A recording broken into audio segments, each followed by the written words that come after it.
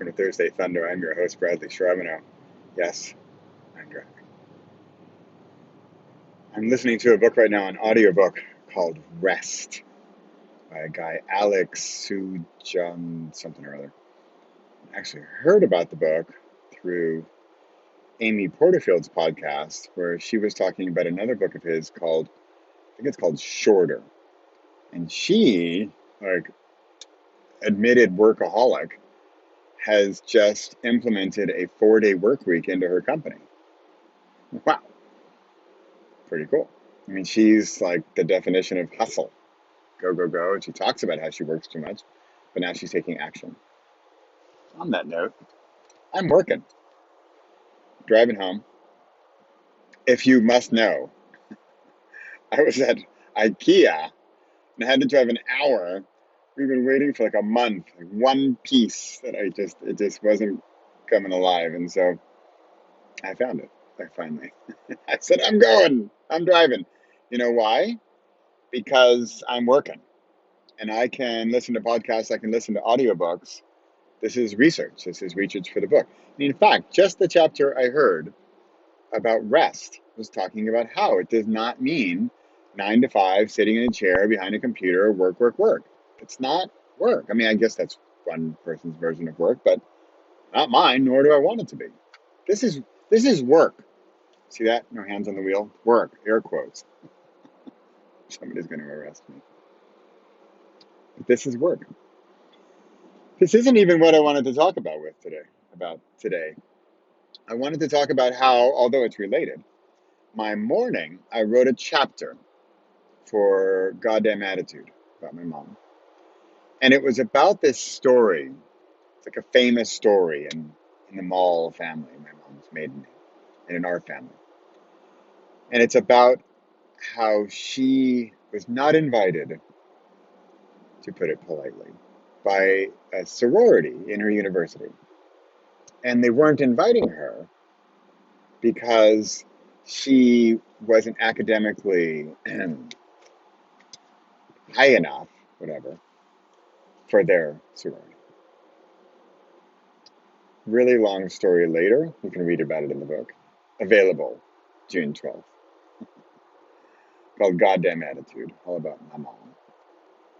And how she turns the table on that sorority and has the last laugh. And how, dare I say, she created what became the foundation of my work every single day. So there's my teaser for Goddamn Attitude.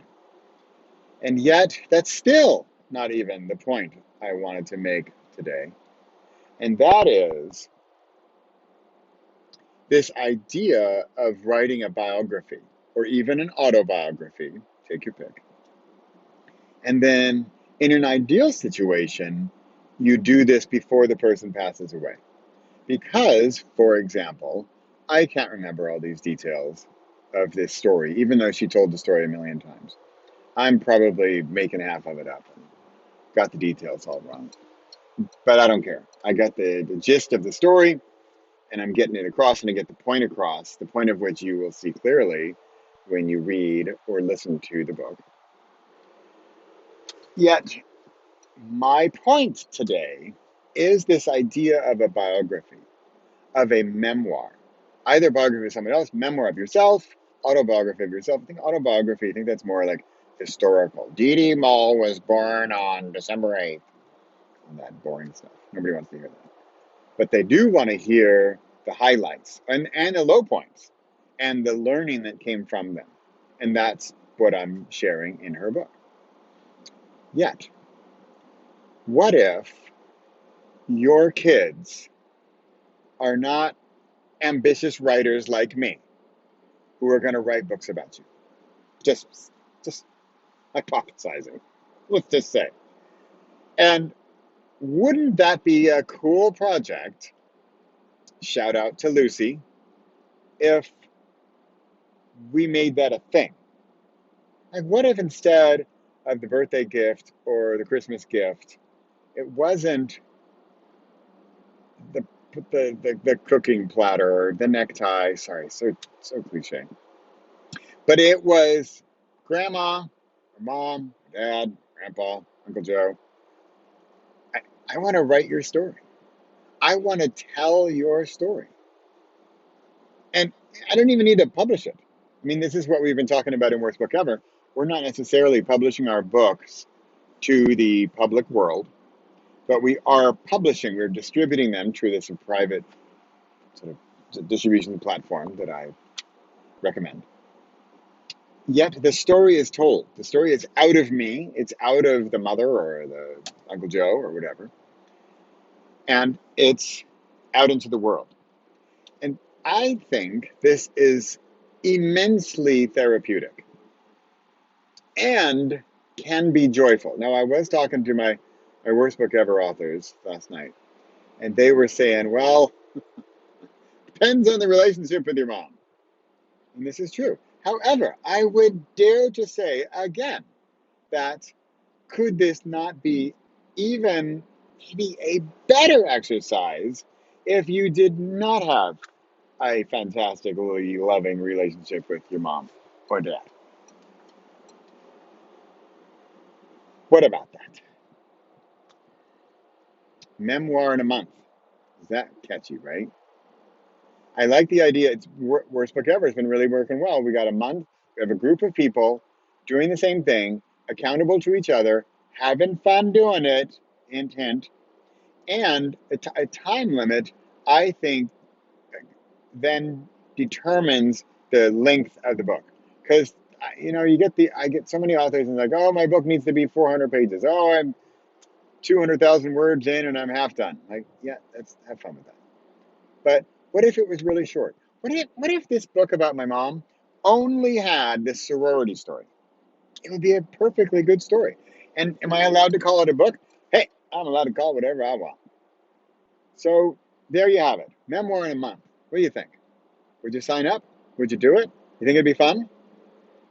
Who would you write about? What if you wanted to write about yourself? Perfectly okay. Memoir. Memoir is about yourself, I suppose. Or somebody else. Just think of that. I mean, my mom, I was bugging my mom. I write about this in the book. I was bugging her in her last years to write a book. And she did. She has lots of chapters. I'm cherry picking some and putting them in her book. But I wish she had finished her book. I wish she had done more. Like this story about the sorority. I wish I had it in her words. I would have loved to have really heard the real deal from her perspective. So, memoir in a month, or autobiography in a month, or memoir of somebody else in a month, or story from Uncle Joe. What if you had that? And you got your title, you got your cover, you got your body, and you made it happen. Shout out to Lucy. Are you listening, Lucy? Talking to you. It's good to talk to you the other night. We got some awesome ideas coming up. Okay, I can actually see the clock now. 8 minutes. I need to stop. Last week was way too long, like 12 or 13. I'm trying to keep it under 10. Hey, my workday is over.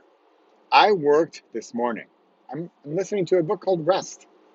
I'm listening to a woman who they're changing her work week to 4 days. This is good. I wrote a few chapters this morning. I worked on my naming project, and here I'm doing my Thursday Thunder. It's 1:30 in the afternoon. I'm calling it a day. Okay, that's not true. I've got a couple phone calls tonight, but they're fun phone calls. I've got some really good ones tonight. Some interviews and some fun calls.